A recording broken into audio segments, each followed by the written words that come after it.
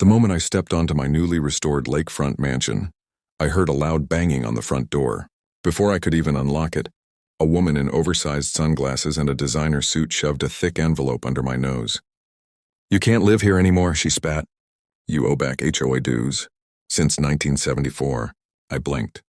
The place had been abandoned for decades, covered in mold and ivy. My jaw dropped. She waved her phone like a badge. "I've called the authorities." "They'll handle this," she screamed. But there was something off, her voice quivering, her fake confidence slipping. I calmly stepped back, letting her lean too far onto the porch. "You do realize this is my property, right?" I asked, my voice low but steady. Her eyes narrowed, trying to hide panic. "Not according to HOA records," she hissed. She didn't know I had spent months digging through old deeds and county records. Every piece of paperwork, every legal loophole, I had them all. I smiled, letting her fury build. Suddenly, she made a move toward the door as if to grab my keys. I held up my hand. "Don't touch anything. Or do you want a history lesson on who really owns this land?" My phone buzzed. Security footage was already recording everything. I could see the panic flash across her face. Then came the first twist. A black SUV pulled up, lights flashing. Not cops, but my old military buddy who happened to be a retired sheriff. "Heard you needed backup," he said casually, stepping out. The HOA, Karen's eyes widened, realizing she was about to get more than she bargained for. Before she could react, I casually mentioned, "By the way, this envelope. Fake. No HOA has existed for decades here, but I did check. You own nothing. In fact, it's you who's trespassing." Her mouth opened and closed, but no sound came out. The lake reflected her stunned face as I leaned against the railing, smiling. This was just the beginning.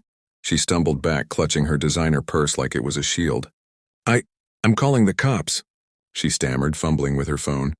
I raised an eyebrow, letting her flustered energy fill the air. "Go ahead," I said, voice calm. "But maybe you should tell them why you tried to evict me from my own house first." Her fingers shook as she dialed, muttering about fraudulent property and unpaid fees. I walked toward the porch slowly, letting every step make her flinch. "Do you even know who owns this land?" I asked, tilting my head. She froze, and that's when I dropped the next twist. "It's me. All of it, every inch. I bought it last year, restored it, and funny enough, no HOA has ever legally existed here." Her face turned red, and she tried to mask it with a fake laugh. "You can't prove that," she shot back. But I had proof. Old deeds, county records, and my security cameras capturing her every move. I casually tapped my phone and a video popped up on the screen. Her and her friends sneaking around last week trying to snap pictures and claim ownership. Her jaw dropped. That's illegal," she whispered. I smirked. "Funny, isn't it? You were about to trespass and harass the new owner, and now everyone can see it."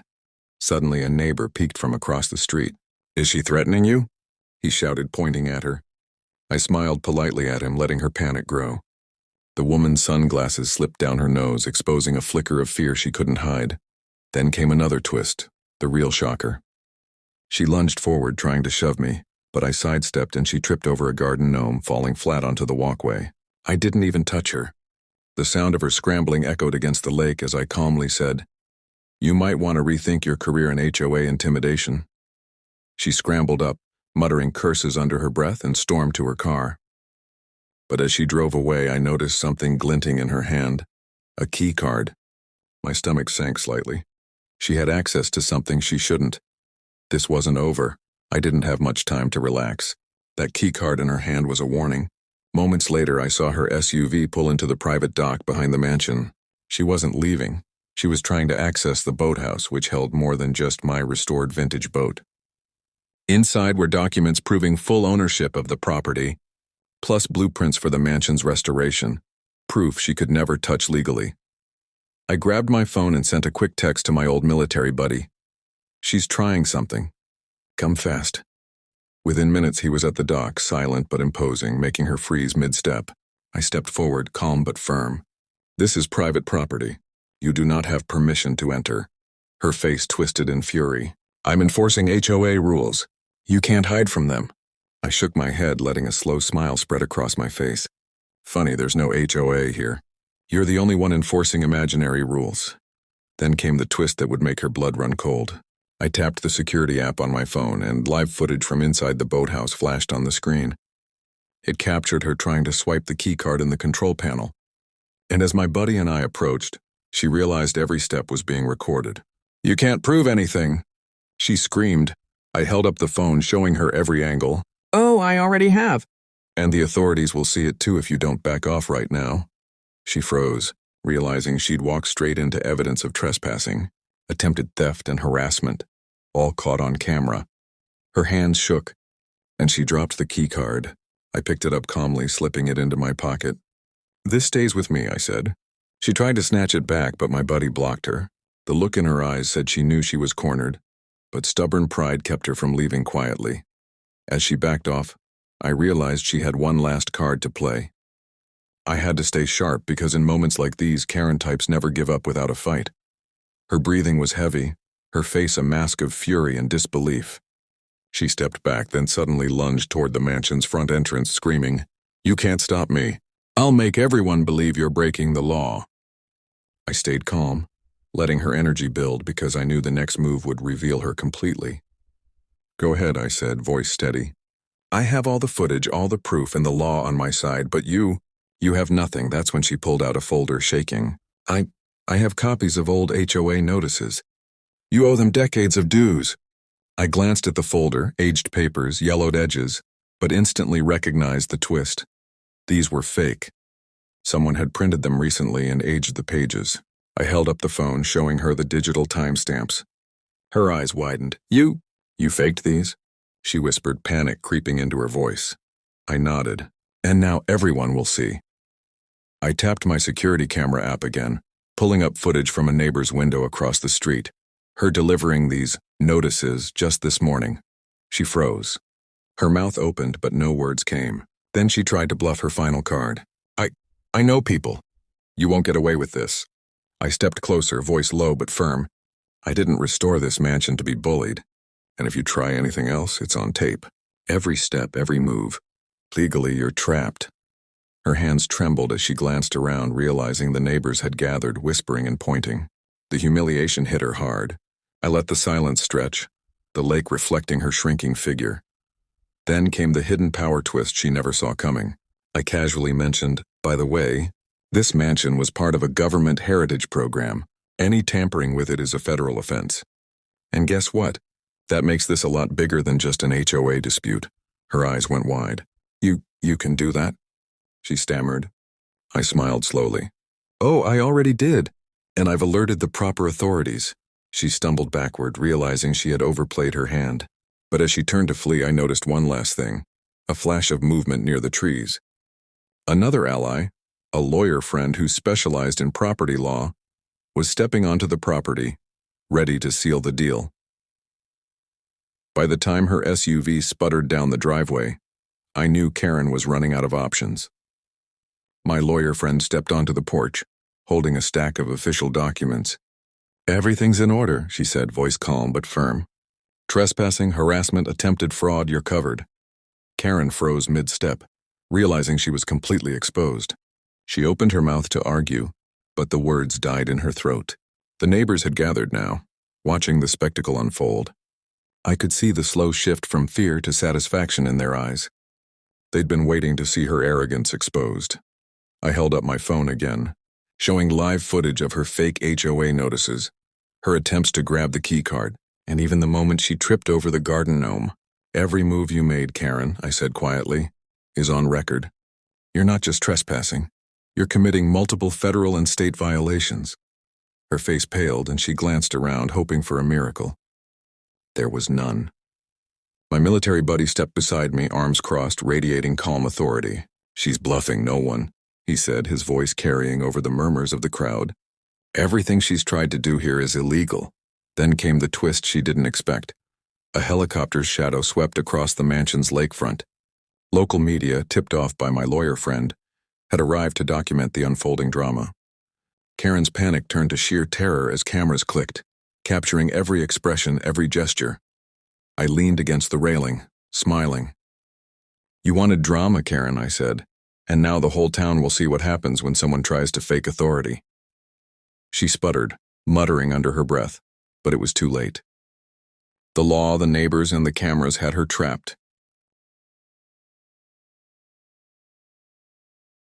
Even as she stormed away, I knew she hadn't learned her lesson. But I also knew that justice, legal, clear, and undeniable, had finally been served. And for the first time since I bought this mansion, I could breathe, knowing my family, my property, and my rights were completely safe. Just when I thought it was over, Karen returned, this time with a lawyer in tow and a clipboard full of legal threats. She marched back onto the property, voice shaking but trying to sound authoritative. "I've filed official complaints. You'll be forced out." I raised an eyebrow, keeping my calm. "Complaints? About what?" "You've already been caught falsifying HOA records, trespassing, and attempting theft. All documented. The authorities and media already know everything." Her lawyer whispered something in her ear. She nodded, then tried to regain control. "We have witnesses who say you owe decades of dues," she shouted. I smiled, pulling out the original county deed and pointing to the name on the title. "This is me. I bought the mansion legally. And all these witnesses? They're either mistaken or being misled by your lies." Then came the twist that completely shattered her plan. My security system had recorded an entire conversation she had with another HOA wannabe last month, plotting to intimidate new owners. I played the recording aloud. Her gasp echoed across the mansion grounds, every word of her scheme now public. The neighbors leaned in, mouths open, while Karen froze, realizing she had literally incriminated herself. My military buddy stepped forward and said calmly, "Any further attempts to interfere will be considered harassment and obstruction of justice. You've been warned." Karen's face turned pale. Her lawyer whispered frantically, but it was clear. There was no legal footing left. She finally turned to leave, but the ultimate twist hit. My lawyer friend had already filed a restraining order. She wouldn't be able to come near the mansion, the lake, or any of my property again. I watched her drive away for the last time, realizing this had been a full-circle victory. Not just protecting my home, but exposing someone who thrived on fake authority and fear. Every twist, every deception she tried had only dug her deeper into trouble. With Karen finally gone, it was time to secure my victory. I walked through the mansion, every step echoing with the calm satisfaction of someone who had outsmarted a relentless bully. My lawyer friend and military buddy flanked me as we reviewed the footage one last time. "This is going straight to the local news," I said. "People need to see what happens when someone abuses fake power." A week later, the story went viral. News outlets picked up the footage of Karen tripping over the garden gnome, trying to steal the key card and delivering fake notices. Social media exploded with outrage at her behavior. The HOA pretender who had threatened me for decades of dues was now publicly humiliated, and the evidence was undeniable. But the ultimate twist wasn't just exposure, it was legal vindication. The restraining order ensured she could never step foot on my property again, and the federal notice tied to the mansion's heritage program meant any further harassment could land her in serious legal trouble. She had tried to control the land, intimidate me, and fabricate authority, but all her moves had only strengthened my position. I stood on the balcony overlooking the lake, the sunset reflecting off the water, and felt a deep sense of justice. This wasn't revenge in a petty sense, it was rightful justice. I had protected my family, my property, and the principle that no one can abuse power without consequences. And just when I thought it was over, my phone buzzed with a message from a neighbor. "Karen's calling another HOA in the next town. Looks like she hasn't learned yet." I smiled, shaking my head. Let her try. This time I knew how to handle her every step. The mansion was finally quiet. The lake shimmered in the morning sun. Birds chirped, and for the first time I could breathe without fear of a knock on the door. My family gathered on the porch, their smiles wide, feeling safe for the first time in months. I looked at them, realizing this wasn't just about property. It was about protecting what we loved, our home and our freedom. Then came the final twist, the one Karen never saw coming. A letter arrived from the county, an official recognition of the mansion as a historical site due to its century-old architecture and cultural significance. Any future attempts to harass or intimidate me would now carry legal weight far beyond local HOA rules. The land wasn't just mine, it was protected by law, history, and community.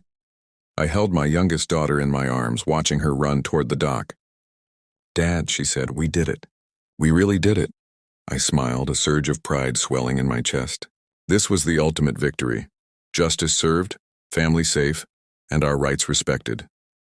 Even as I closed the mailbox, I noticed a familiar SUV in the distance, but instead of fear, I felt calm.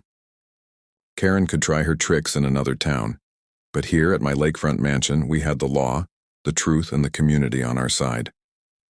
No fake HOA, no false authority, no bully could ever touch this again. I leaned against the railing, watching the sunset behind the mountains, and whispered to myself, I didn't fight for this country, for my family, and for this land, just to be bullied by someone who thinks they're above the law. The camera pans out, the lake glistens, the mansion stands tall, and in the distance, Karen's fading SUV disappears, leaving only justice, peace, and the feeling that this home and our freedom were finally untouchable. The story ended not with a scream or a fight, but with satisfaction, safety, and the undeniable truth. Power belongs to those who fight for it with integrity, courage, and patience.